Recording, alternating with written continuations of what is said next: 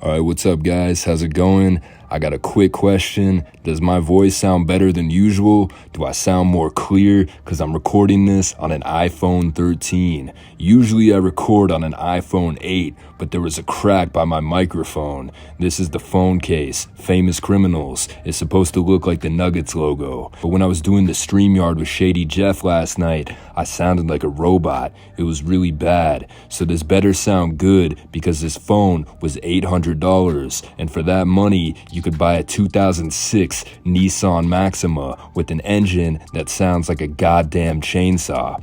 Speaking of which, Nissans are good looking cars. I've had two, an 05 Maxima and a 2017 Altima. Those things were always in the shop, and yeah, you'll get up in some walls, but it's not worth paying $1,200 to fix the VDC axle. But who is Shady Jeff? I mentioned that I like new metal music, specifically Linkin Park. Another band that I like that's similar to Linkin Park is Hollywood Undead. Some of you guys might be familiar with them. They have a handful of hit songs. Their first album went platinum and their second one went gold. So Jeff was one of the original members, and as you can tell, they're wearing masks, and that is to protect them from COVID. I like the mask though. It adds an element of mystery. When your band wears masks, you can replace somebody and nobody will notice. The Blue Man Group does this all the time. It's not the same three guys. There's been hundreds of members. In fact, they'll play at different places at the same time.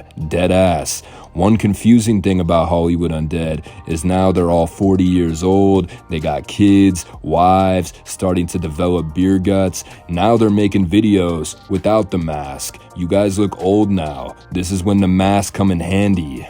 These dudes are out here just looking like alcoholic dads who lost their divorce settlements. They still make good music though. And this guy Shady Jeff left the band after their first record deal because the other 6 members were Scientologists. One of the members, Deuce, actually showed up uninvited to Jeff's house and he was acting crazy, so Jeff had to pull the gat on him. So the first part of this interview is on my backup channel. I didn't upload it here because the audio was so bad on my phone. I had to switch microphones 10 minutes into the interview, but you can listen to the first 10 minutes on my backup. It's just a little bit fuzzy. I'm really a professional at this, so prepared to interview this guy. He was a good sport though. The first 10 minutes, I'll summarize it. Jeff said Tom from MySpace was worried about Facebook back in 2007, and that's why he sold it. And my opinion is Mark Zuckerberg appropriated the platform from MySpace and made it lame. Facebook is super vanilla, lowest common denominator to where your grandma can get into it. Now Zuckerberg is a billionaire with evil plans to destroy humanity by brainwashing our children and creating a sequel to Rush Hour 3. The idea of Mark having sex is terrifying. I also asked Jeff about Jeffree Star. Star was really popular before he became rich. He's worth like $100 million. And to all the women out there, I know makeup is your thing, but us dudes, we're making money off of it too.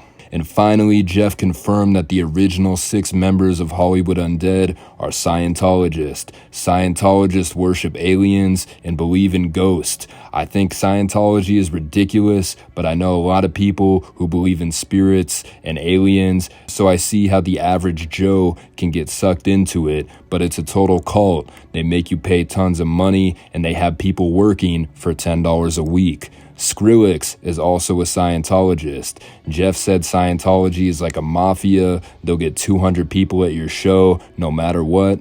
Anyway, enjoy the rest of this interview. This is Jeff's channel. If you're interested in his opinions and his takes, I'm out. Probably too many. Yeah, I don't know. I haven't followed her career.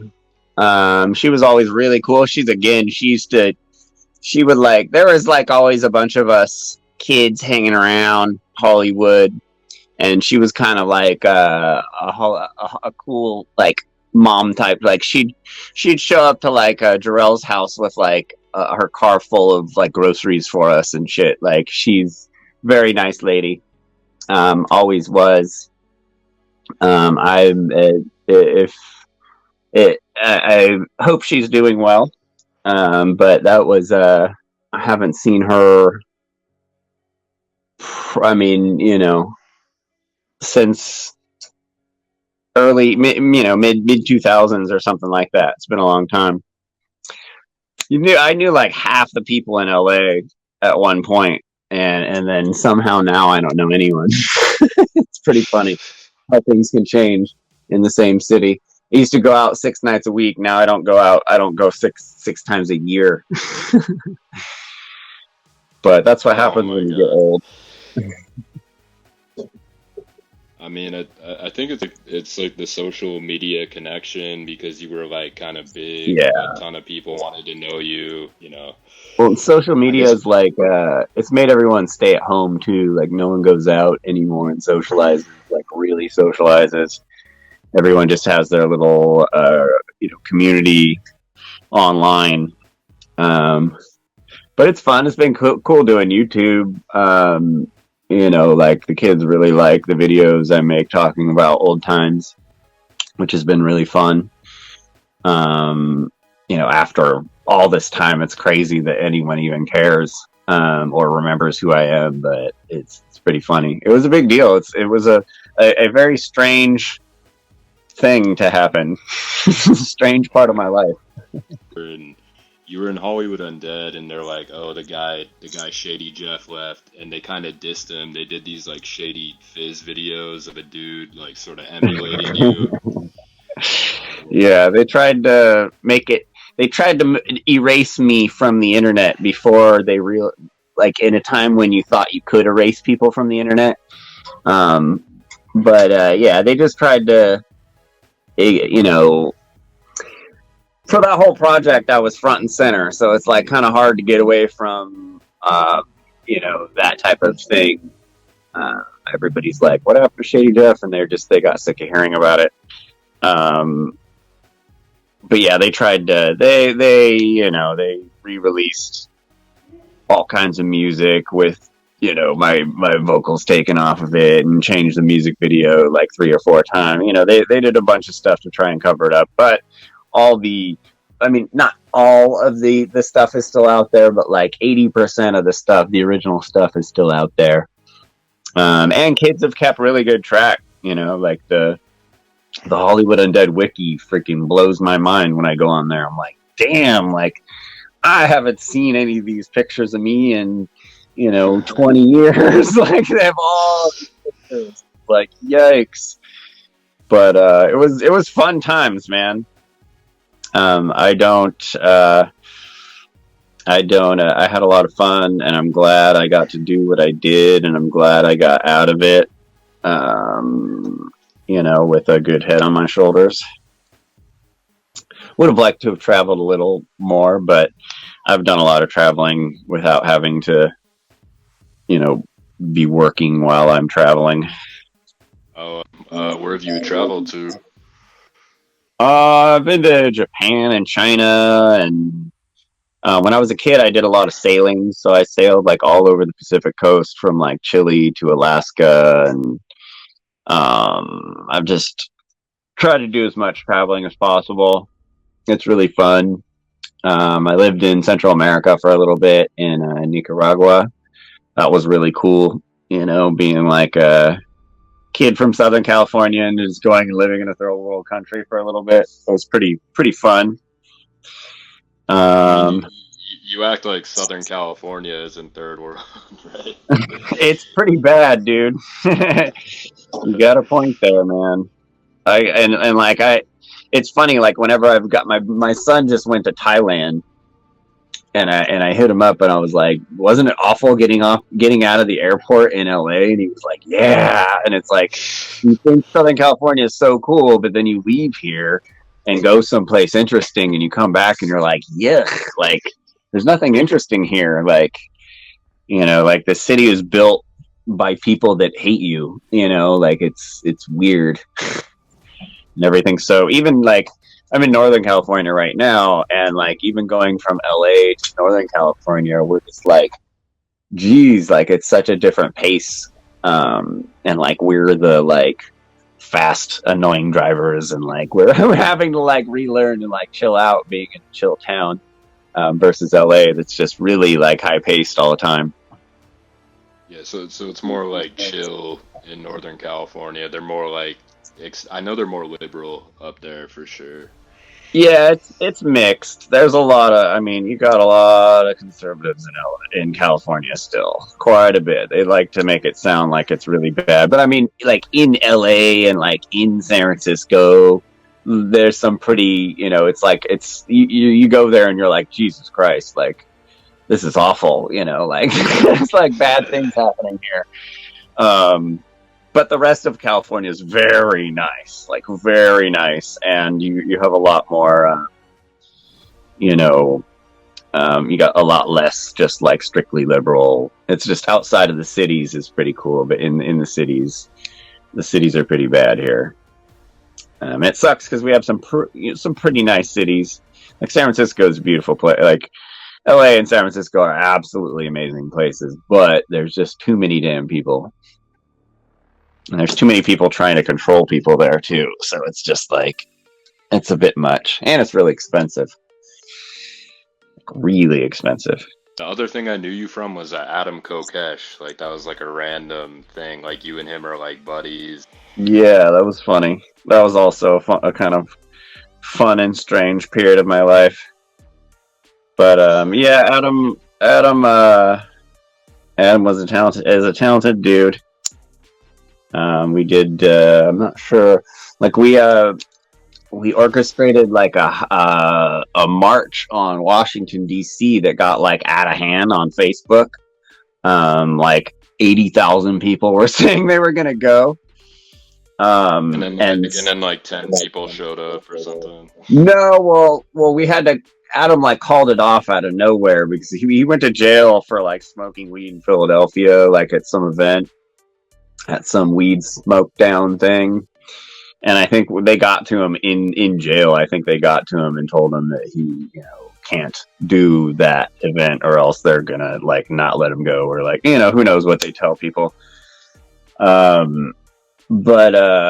so when he came out of jail, he called off the event, and then like told everyone to like do it like in their own capitals. And so like some people did it, but like it was a pretty big deal when it was going on, because like we had people like fly, like people were mad, like lots of people were mad because they bought tickets to fly here from like all over the world to go to this march.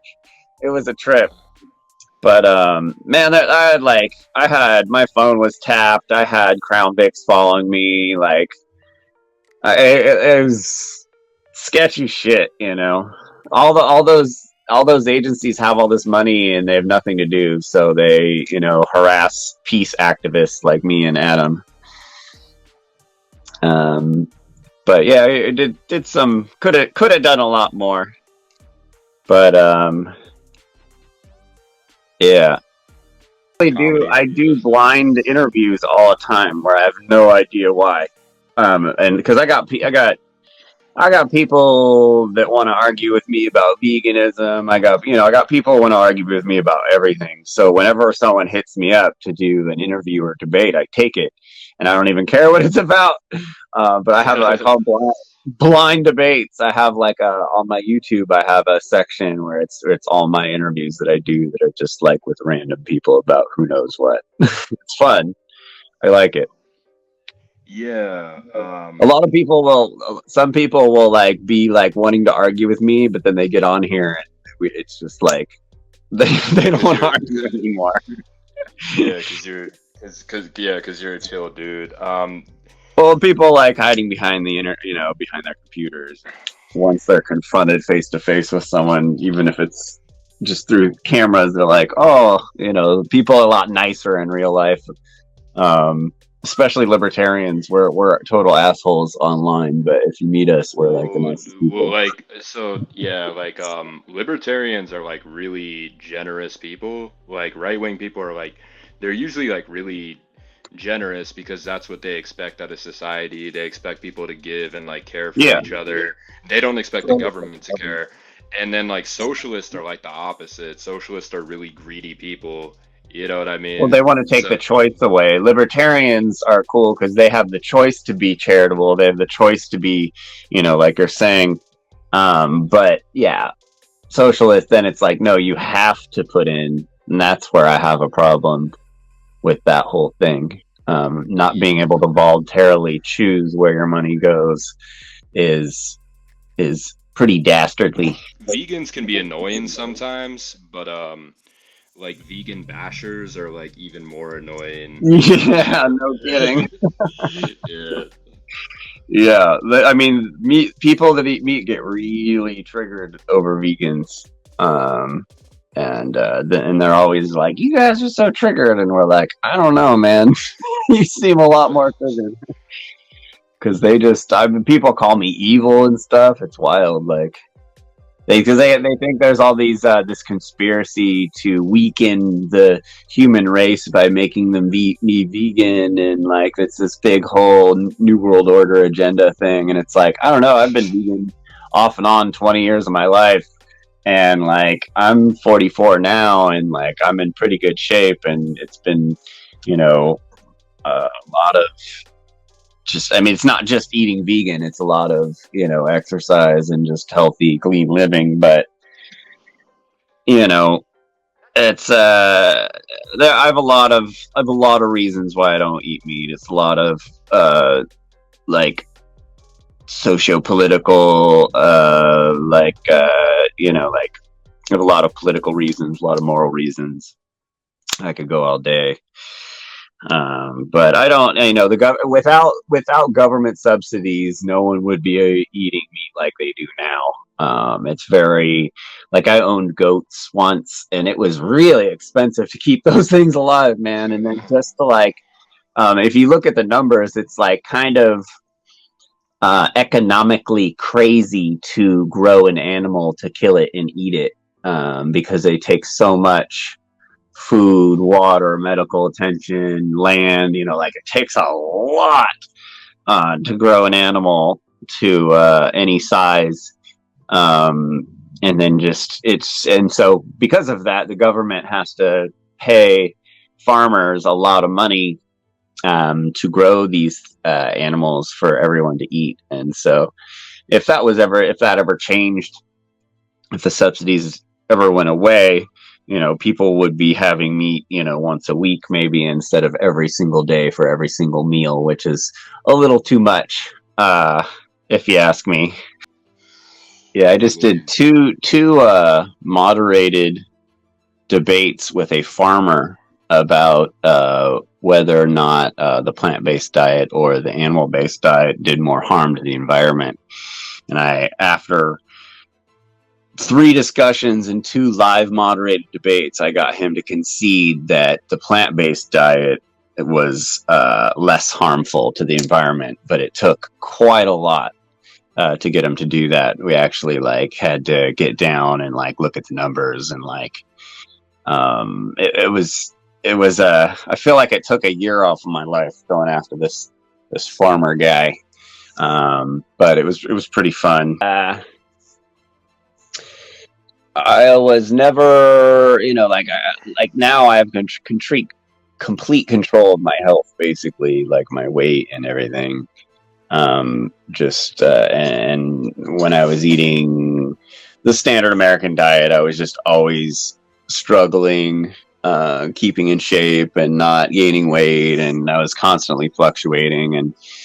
And now everything's a lot more stable. And like when I work out, like I remember like I'd work out a lot when I'd eat standard American diet, and then it would just like I'd have gains for like a week and they would just go away. But like the gains you get while you're vegan like really stick to you a lot longer. And it's easier keeping control of my weight by what I eat and how active I am and stuff. But you gotta work out still. You can't. Everybody, expects to just diet and not exercise and be healthy, and it's just you have to continue to keep moving. All the oldest people I know You know, I've asked them how they get to be old, and they say they, you know, walk around. You gotta keep moving. Gonna ask about Hollywood Undead because like mainly what you're like mostly like famous for, like you didn't like their party songs, like you didn't like Everywhere I Go and shit. Yeah, Like, you I had, you know, I had a direction I wanted the project to go, and when it started getting silly, I was like, okay, we could be a little silly, and then they just took it too far, and I just, it was tough. It was tough being the only not Scientologist guy. That's all I have to say. And I was like 28, and they were all like 22, so I was like the dad of the.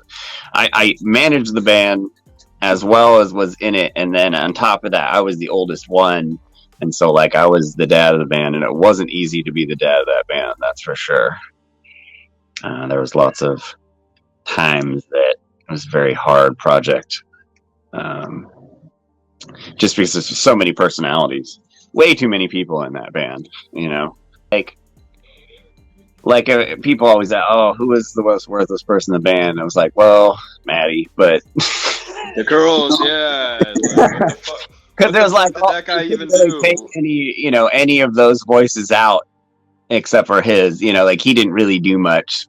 So it was like all those characters were definitely like a big part of that band, and the characters were a big part of it, and the masks were a big part of it, and the whole, you know, that was the whole gimmick was very much a part of that band getting as big as it was. But yeah, the first like 8 songs are bangers. And even the more fun stuff was they're still pretty good songs. Aaron's was super talented. Aaron and Jarrell working together did some pretty good stuff. Aaron was pretty good. I don't know what that kid's doing. I was surprised, actually. The last one I listened to a little bit of, it was strange because it was the one where he was trying to say that he never knew me or something. But he was being more candid than I thought he would have been. You know, like he was actually like somewhat paying attention. But yeah, obviously I don't know, he's having issues, you know, and he's just doing it for money. Obviously, he's like charging people like $30 to do interviews and for like tracks and stuff. Like he's like on all these dudes' tracks now. I don't know. I've had to listen to a bunch of his stuff, making these videos, and he put out like one of his albums was pretty good. It had a bunch of like kind of like screamo emo stuff, like kind of pop punky. Like it was like he was trying to do some stuff there, but you know what he did after he left the band was pretty awful. I just remember seeing some footage, just being like, "Oh my god, dude, what are you doing?" Like when they first kicked him out, I was like, "Why the fuck would you kick out the dude that's on every single chorus?" You know, no, he is a very hard person to be around. Yeah, and he made the beats too, but like you can kind of tell he's like a dude. He used to be cool, but he got very quickly. He got a big head, yeah, big time. And then he just started acting like Tupac, and it was like, dude, don't do that. Just be cool, bro. Just be cool. Yeah. There's tons of Scientology lyrics in Hollywood Undead songs. Tons. What are some notable ones that you can remember? Well, anytime they talk about taking pills or psych meds or anything like that, because that's all. Anytime they talk about like psych meds or taking pills or anything like I can't tell you a bunch off the top of my head, but like through listening to all this stuff, like I hear there's almost every song, it seems like they have something they say that's like low-key Scientology talk, you know, all smoking weed and shit. And I'd be like, I'd call them out all the time for that shit. And I'm like, you guys smoke weed and you're drinking all the time. Like you're not going, like the only thing, like L. Ron Hubbard said it was cool to smoke cigarettes. So all those Yeah. guys smoked, but it wasn't cool to abuse alcohol, and it wasn't cool to do drugs, especially weed. And so, like, all those dudes smoke weed, and I'd be like, "You guys are fucking." Because I would, because they would like preach at me about it, and then I'd see them like smoke weed, and I'm like, "Wow, dude! Like, holy shit!"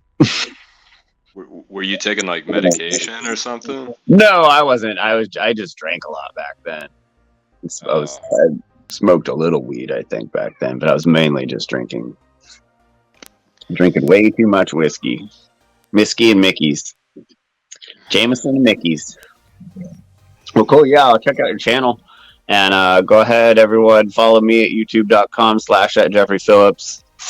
I make all kinds of weird videos. I'm all over the place with my videos, but I do, old deep dives on all the old HU stuff. It's kind of fun. And like interesting perspectives on like veganism and like libertarianism and shit, So. Yeah. Yeah, man. All right, peace out, dog. Cool, man. Peace.